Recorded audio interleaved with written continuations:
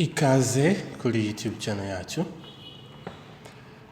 Uyu munsi tugiye kureba ama tools ya Google Sketchup. Turebe basic tools ukuntu wazikoresha, then tutaratangira yandi ma project tube tuzi akamaro kazo. Tools z'ingenzi, iyi selection tool tugiye kwikoresha mu guselectinga, wenda nk'ubu ngubu uyu muntu twamukuramo, ushobora gukandaho, then ugakanda delete kuri keyboard yawe akavaho. Tool ikurikira ni line tool, wayikandaho nayo. Rero ushobora gushushanya kuri wenda blue axis, green axis or red axis, ariko katushushanye hano hasi, ukanda rimwe, noneho ukamovinga mouse, ntago ugomba kudraginga, nuvuga ngo ntago ugomba kumovinga mouse uyikanze. Rero ukamovinga your mouse kuri green axis, murabona ko hari umurongo w'icyatsi, then igihe njyanye kuri uru ruhande rwa red axis, murabona ko iri kugaragaza umurongo w'umutuku, kandi murabona ko hari ijambo rigaragara ko ngiye gushanya on a red axis cyangwa se ngiye gushanya on a green axis. N'igihe nzamuye ubona ko ngiye gushanya on a blue axis. Noneho ngiye kumovinga on a green axis, nite nkanda, then nkayijyana hano ku ruhande rwa red axis. So you make sure you don't move the mouse down or up. Ugomba kureba uyu murongo w'umutuku ugakanda, then ukamovinga hasi, ukareba umurongo w'icyatsi ugakanda. Sasa rero igihe ngiye gusoza, nakanda ahantu natangiriye, natangiriye, then shape ikahita yuzura. Ni ukuvuga ngo igihe wafunze umurongo uba wakoze shape. Bivuze ko ushobora kugenda uyongeraho ayandi ma shapes kuri surface atandukanye, gutya ukakora zindi shape z'uburyo butandukanye. Noneho Ctrl Z gusubira inyuma cyangwa se gusiba. Ikindi tugiye kuri iyi selection tool, turamenya ko hano hejuru ni face, then hano ni edge, then hano ni end points. Ugiye kuri iyi line tool, wabona hano bakwereka ko hano ku ruhande mu nguni ni end point. Ugiye iyi pencil hagati, bakwereka ko hano hari mid point, ushobora kubona mid point. Then ugiye nahangaha mid point wayibona, nahangaha mid point wayibona. Sasa rero hagati akaba ari face. Okay, tusibe Ctrl Z. Noneho iyi rectangle tool uyikoresha gute? Ukanda ahantu ushaka gutangira, wenda katuvuge hano kuri origin, ahantu axis zino zihura, then ukanda rimwe, then ukamovinga mouse. Sasa rero kongera ugakanda, ukaba wakoze a 2D plane.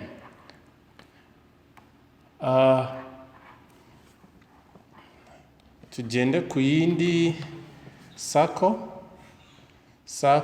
rero yo kunikora, nugukanda, wenda tugende nahangaha kuri origin hagati, ukanda rimwe, noneho ukamuvinga mouse kongera ugakanda uba wakoze circle. Ctrl Z, ushobora no gukanda aha ngaha hagati, then ukamuvinga mouse ukongera ugakanda. Then iyi ngiyi arc ukuntu ikora, dushobora kwifashisha wenda iyi rectangle, tugakora rectangle.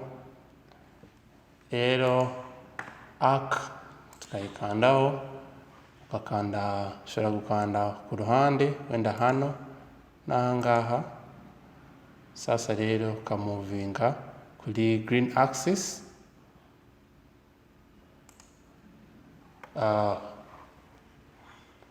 ugiye kuri orbit uba ushobora kureba ya arc uba wakoze hasi.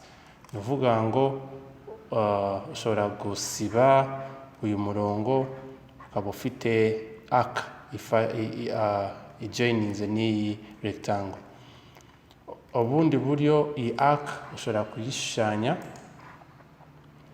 kuri blue axis, ukande hano ku ruhande, nkakanda n'aha ngaha, noneho nkazamura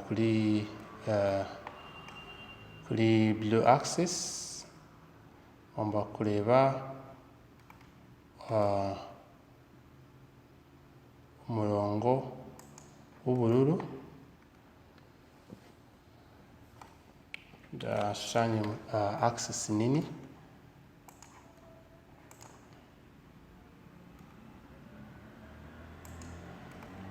Okay, sasa rero urabona iyi arc kuyijoininga, gukora shape, nshobora gushushanya hano n'aha ngaha, nkaba nakoze shape.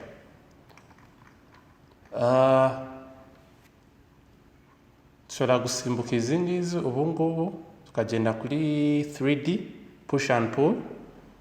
Push and pull tuyigiyeho, iyi arc tuba dushobora gukoramo indi shape ya 3D, murabibona hano, cyangwa n'iyi ngiyi tuba dushobora kuyikoramo indi shape, n'iyi tuba dushobora kuyikoramo indi shape. So ni ukuvuga ngo iyi push and pull irafasha gukora elements kaba 3D cyangwa se objects. Igihe washushanyije na rectangle wenda hano hasi, uba ushobora kugenda kuri push and pull ugakora a 3D object.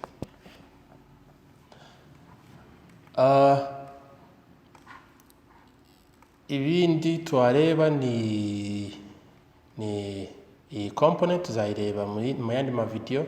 Iyi ni rubber cyangwa se eraser, ushobora gukanda ku murongo umwe ukagenda usiba, cyangwa ugakanda byose cyarimwe umuvinga mouse, wakadraginga mouse kuri work yawe ukahita urekura ya work, ya bindi waba wakoze ukahita bigenda. Ctrl A and then delete, usiba byose cyarimwe.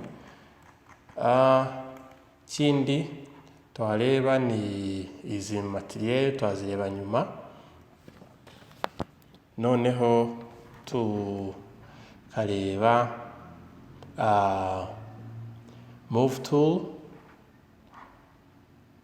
dushobora gukanda rectangle, tugakora rectangle hano.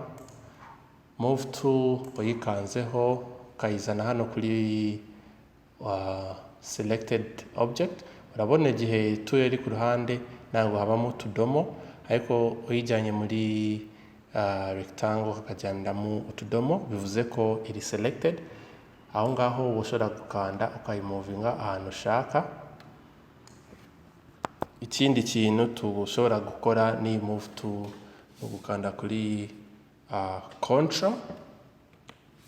Urabona tool iba yiyongeyeho agasaraba, rero bivuze ko ushobora gukora copy, no kumuvinga mouse ukajyana ku ruhande iyo copy. Ikindi ushobora kumuvinga, uretse yo kumuvinga iyi face yose, ni ukuvuga face ni ukumuvinga iyi object yose, cyangwa se ushobora kumuvinga iyi line cyangwa se impande zino edges, ushaka kuzimuvinga, ushaka kumuvinga edge ushaka, katuvuge ushaka kumuvinga hano, uvuga wamuvinga iyi line ukayongeza inyuma cyangwa se imbere along the red axis, cyangwa se along the green axis. Iyindi tool twareba ni rotate ni ugukanda kuri object, noneho ukanze kuri object ukamuvinga direction ushaka kumuvinga rotatinga ya object, noneho ukahita uyimuvinga muri iyo direction ukanda. Uvuga ngo ushobora kurotatinga iyi face ukagenda muri direction uri kuyifuza. Then tukaba dufite undo, control Z. Tukaba dufite offset yo idufasha gushushanya imirongo nanone imbere neza. Urabona ntabwo tuba dushobora kuyishushanya n'izi mpande zose zingana, ushobora gushushanya imirongo imbere cyangwa se hanze. Uvuga wakora copy ya yizi mpande zose ukoresha offset tool. Bivuze ko control Z igihe ufite iyi shape circle ushobora gukoresha still the offset tool, ariko offset ugomba kumakinga sure ko ahantu hagiye selection, nababuye selection niho usanga hari turiya tudomo, ugomba gukanda then ukamuvinga iyo offset tool ayiturekura kora double lines. Urabona ubu ngubu mba nshobora kuzamura ya selection banakoze, na n'ubu ngubu ngiye kuri offset tool ngakora indi selection hano, then banshobora gukoresha push and pull tool kuzamura hano cyangwa se kwamanura. Okay, iyindi tool dufite hano ni orbit. Orbit idufasha kureba ku mpande zitandukanye za work, uvuga ngo ni ukurotatinga cyangwa se kuzenguruka work yawe ukayireba ku mpande. Igihe nashushanyije wenda object hano, tuvuge iyi ngiyi hano, okay, then nkagenda kuri push and pull nkayikora 3D. Turashobora koresha orbit tool kureba ku ruhande. Orbit ukuntu ikora, igihe wayiselectinze ugomba gukanda kuri mouse, ugakanda kuri mouse then ukamuvinga uzenguruka ya project yawe, ukayireba ku mpande, ukayireba hasi na hejuru. Then orbit tool igihe uri mukoresha wenda tool ariyo yose, ushobora gukanda kuri scroll button kuri mouse, rero ya orbit ikahita iba active. Tuvuge wenda turi mukoresha iyo rectangle tool, tukakanda hagati kuri mouse yacu, dushobora kubona orbit, tukayikoresha mu kureba impande zitandukanye. Aho ngaho tuhagenda kuri pan tool. Pan tool yadufasha ku positioninga iyi project neza, wenda ishobora kuba iri hano, ushaka kuyizana hano hagati wayikandaho ukayizana muri position ushaka. Iyindi tool ni zoom tool. Iyo ugomba kukandaho ukadraginga iyo mouse ukagenda uyidraginga cyangwa se ukayimovinga ukanze ku buryo ya zoom uba ushobora kuzuminga in. Kuzuminga in udraginga mouse hejuru, zoominga out ukadraginga mouse hasi. Navuga ngo mouse uyijyana hasi work yawe yaba iri ntoya, uyijyana hejuru work yawe ikaba iri nini cyangwa se ikaba iri zoomed. Cyangwa se ugakoresha scroll button, you can scroll back and forth, cyangwa se ugascrollinga kuri mouse imbere n'inyuma ushaka kuzoominga iriya work yawe. Yindi tool numva twareba ni zoom extent. Zoom extent katuvuge ngo wazuminze cyane gutya, ushobora gukanda kuri zoom extent ikagenda kuri work ikashobora gufitinga kuri screen. Cyangwa se katuvuge ngo work yawe wayizumize meze nka gutya ni gatoya ntabwo ushobora kukareba, ushobora gukanda kuri zoom extent work yawe ikafitinga neza kuri screen.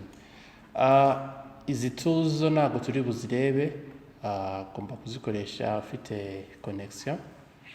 Zigufasha ushaka gushyiraho text ikuye kuri internet, cyangwa se ushaka gushyiraho wenda background ukuye kuri internet, kongeramo ama effects atandukanye. Tuzagenda tuzireba ukuntu twashobora kuzifashisha. Nuvuga ngo tuzi ingenzi ni izi ngizi turi kureba zagufasha gutangira project yawe. Twareba noneho iyi paint bucket. Paint bucket yo kanzeho wareba mu materiel atandukanye, ushobora gusanga amarangi hano ukagenda uyakoresha hano. Ushaka amarangi atandukanye iyo ushaka ukagenda uyashyira muri work yawe. Ushobora kubona hano, kanda hano hejuru ukareba ama materials, tuvuge wenda tiles, carpet and tiles, ukazikoresha muri work yawe. Ushobora kugenda kuri bricks and stones, amabuye ukayakoresha muri project yawe.